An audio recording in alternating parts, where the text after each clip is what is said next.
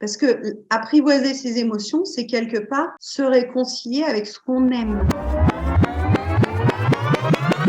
On a parlé de culpabilisation émotionnelle, mais aussi du fait de ne pas accuser l'autre de l'émotion que l'on porte. Par exemple, c'est de ta faute si je suis triste, c'est de ta faute si je suis en colère. Alors comment fait-on pour reprendre ce pouvoir par rapport à nos propres émotions? Alors, quand on travaille en coaching, en général, le professionnel, il va vous emmener vers le statut de victime.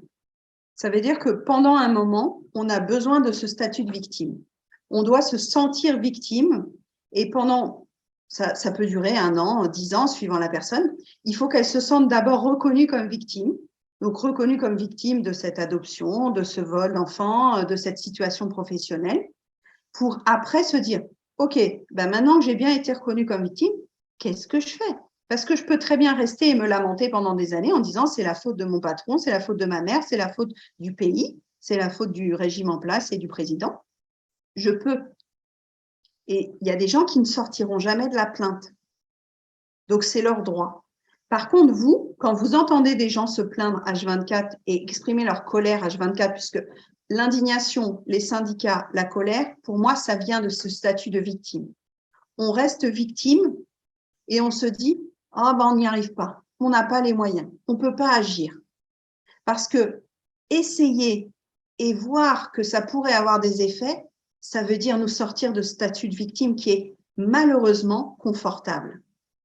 Certaines personnes vont rester victimes parce qu'elles vont continuer à se faire plaindre, à se faire caresser dans le dos, et ça reste un choix, c'est pas un jugement. Ça veut dire que plusieurs personnes, quel que soit le domaine, vont rester victimes toute leur vie et continuer à se plaindre. Et un jour, elles vont pouvoir éventuellement se dire ben, j'ai envie de faire changer la situation.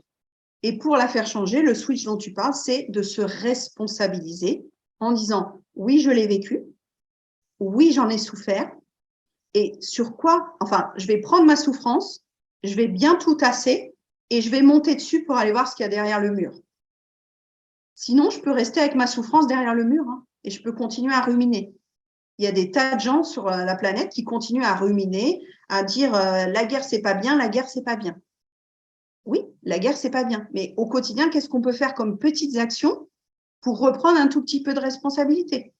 Ça peut être aider une famille, ça peut être créer un sommet virtuel. Clairement, ça, c'est reprendre une part de responsabilité, non pas pour nier la souffrance, j'insiste bien, ça va jamais effacer ce qu'on a vécu.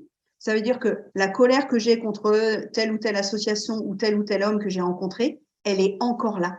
Mais je l'ai transformée pour créer une belle relation de couple maintenant, etc. En fait, on peut transformer notre tristesse, notre colère pour agir autrement. Alors qu'au début, on croit que tristesse, colère égale rumination, subir, victime, bouder. C'est une option. Mais sur votre éventail de stratégies, vous avez d'autres options possibles. Vous pouvez même alterner les phases, et ça, je pense qu'on peut aussi le dire. Ça veut dire qu'il peut y avoir des mois où vous avez le droit de vous remettre en victime. Et tout à fait. On demande à personne d'être super fort H24. Donc, ça veut dire que si vous retombez dans un trou, tout le monde retombe dans des trous. Même le plus grand des professionnels a des moments de trou. Donc, ne nous disons pas non plus qu'on va gérer nos émotions. Moi, déjà, j'ai une coach dans mon réseau professionnel. À chaque fois qu'elle dit « je suis spécialisée en gestion des émotions », j'ai envie de l'étrangler. Parce que gestion des émotions, c'est pas possible. Mais voilà, moi, ça me met en colère parce qu'elle continue à le dire, alors que ça fait 4 fois que je lui explique qu'on ne peut pas gérer une émotion et qu'elle est coach spécialisée en gestion des émotions. Je referme la parenthèse. Mais on a tous nos déclencheurs, en fait. On a tous des phrases qui vont nous mettre en vrac.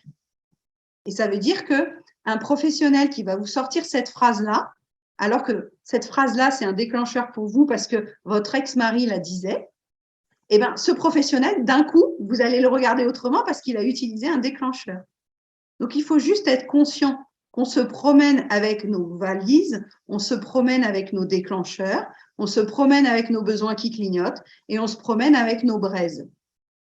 Quand j'explique la cheminée des émotions, j'explique qu'au quotidien, depuis ce matin, depuis que vous êtes levé, vous avez eu plein de flammes d'émotions, des agréables, des moins agréables, de la joie, de la fierté, de l'agacement. Voilà, votre fille qui ne fait pas ce que vous lui avez demandé, tout ça, c'est agaçant. Mais au fur et à mesure, ces émotions, elles vont s'apaiser, elles vont retomber. Mais restera au fond de votre cheminée tout un tas de braises. C'est les choses qu'on n'a toujours pas soldées. L'adoption peut être une braise. Cette braise, elle peut rester là toute votre vie ou vous pouvez choisir d'aller l'explorer. Pareil avec un thérapeute spécialisé dans le deuil, avec les étapes du deuil, avec le fait de requalifier votre passé, de le dépolariser comme quoi je suis victime. Et en fait, ça revient à cette responsabilisation.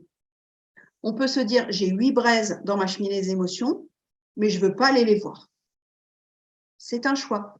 Mais dans ce cas-là, on arrête de râler et de faire porter aux autres la responsabilité de notre malheur. On se dit, je veux être malheureux, je ne veux pas travailler mes braises, c'est trop dur pour moi, j'assume. Et libre à l'autre de nous dire, t'es chiante, t'es chiante, t'es pénible. Donc, si on reprend la responsabilité de nos émotions, de nos braises, de nos malheurs, de nos besoins, on ne la fait plus porter aux autres et je trouve que les relations sont beaucoup plus légères. Et observez autour de vous à quel point certaines personnes essayent de vous faire porter leurs émotions à elles.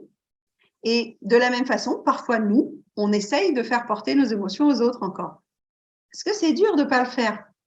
Parce que en fait, on mélange un peu besoin d'empathie et besoin d'écoute avec vas-y, je te balance mon émotion et tu te démerdes avec. Donc, la façon d'exprimer joue beaucoup, la façon de communiquer joue beaucoup, de reprendre la responsabilité de je me sens comme ça quand j'ai vu que tu n'avais pas fait les courses que je t'avais demandé de faire. Est-ce que tu serais d'accord pour aller chercher les 2 choses que je t'avais demandé d'acheter?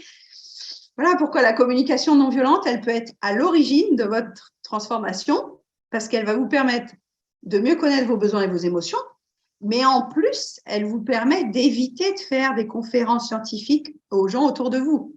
Elle vous permet de comprendre comment travailler avec les gens en bonne intelligence, sans leur balancer toutes vos émotions désagréables. Quand c'est les émotions agréables, ça va, on peut les balancer plus facilement. Mais de reprocher à notre conjoint notre malheur, beaucoup de couples en arrivent là, et le thérapeute, des fois, il galère, parce que c'est toujours la faute de l'autre. Non, mais c'est lui.